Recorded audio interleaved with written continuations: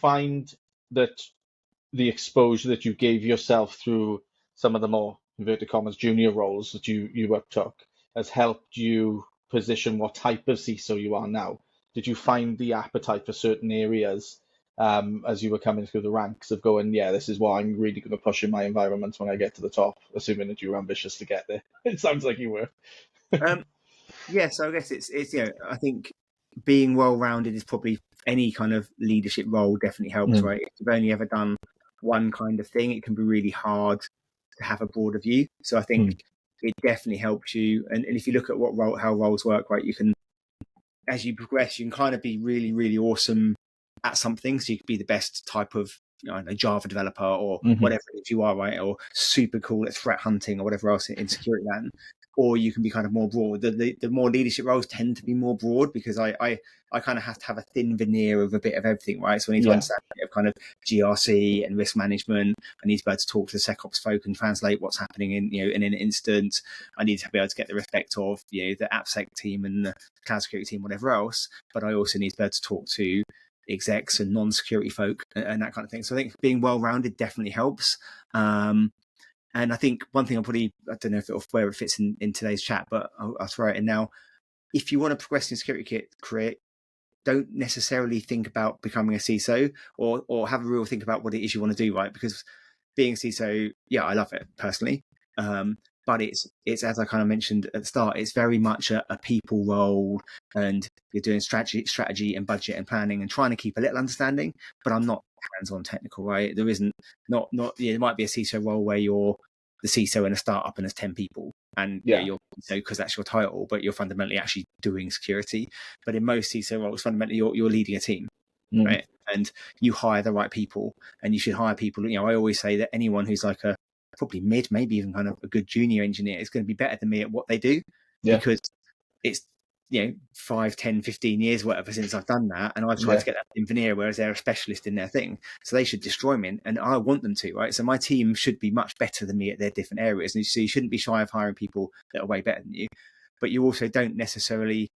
You need to understand what it is you want. So if you love being technical and love being in the weeds, maybe you want to become a really strong individual contributor and become a principal engineer or something like that, right? You can still earn really, really good money. So unless cash is your pure focus, and there's people in big orgs that probably earn more than I do as an individual contributor, right? Because in the same way as the CISO for HSBC earns more than I do because it's a huge company, right? So if it's all about money, then you're going to want to find what's the biggest C-level job you can do in the biggest company with the biggest paycheck. But that might be miserable.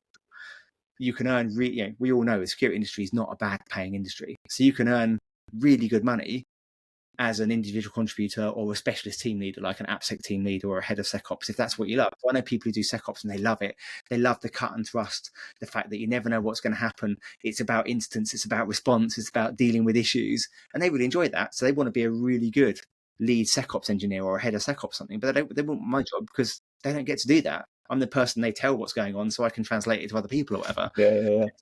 So have a think about what it is you want in your career. Don't necessarily think, right, CISO's the top of the pile, so I have to get there. Because you might get there and be miserable because it's like, I don't do anything hands-on anymore.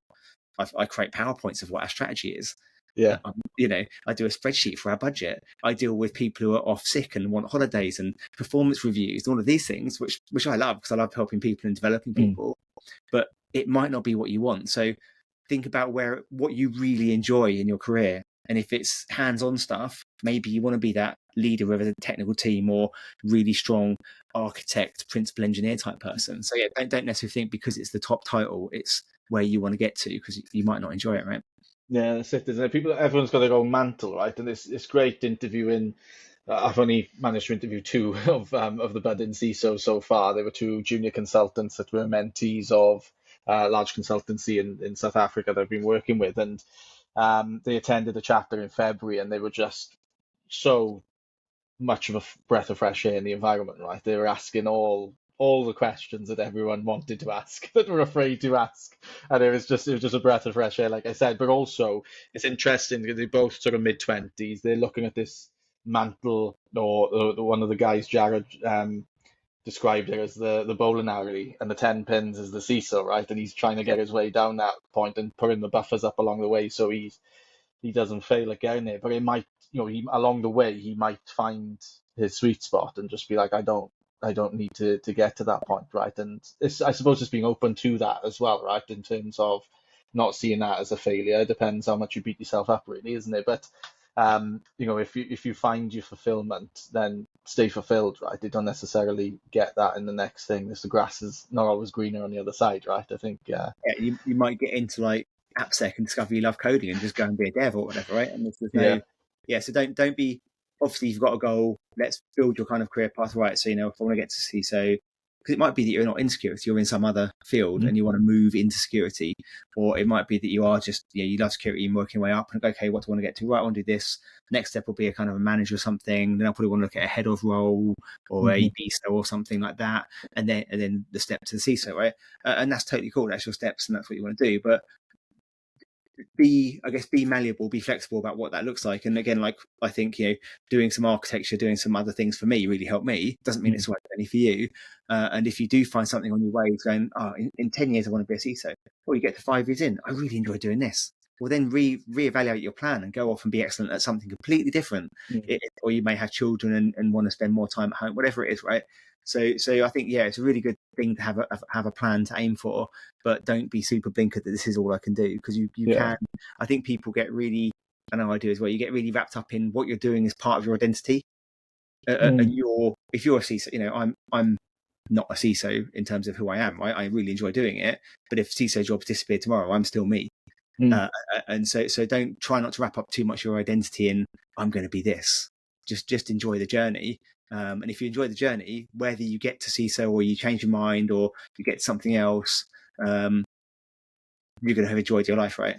Yeah, Kevin, thank you so much for sharing your time. Yeah, I'm sort of resonating with so much that you've said, and even more so from the community build in the alliances. I recently we're just sort of building our own sort of CRM platform and gone through how many conversations that we've actually had over the last 7 years building the alliances, and there's in the thousands, So the conversation that you're having here is just I'm picking points in my time and in my time here at the alliances that your points will resonate for so many. So hopefully they get a chance to hear it. But yeah, thanks very much for the time, Mike. We really appreciate it.